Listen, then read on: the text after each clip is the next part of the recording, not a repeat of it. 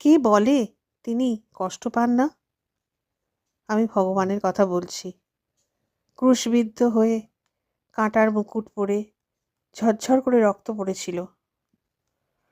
কর্কট রোগ আক্রান্ত হয়ে জ্ঞাতি আত্মীয় হলধারী দাদার অভিশাপে রামকৃষ্ণদেবের মুখ দিয়ে রক্ত উঠেছিল। স্বয়ং মা সারদা দেবী এই কথা বলেছেন।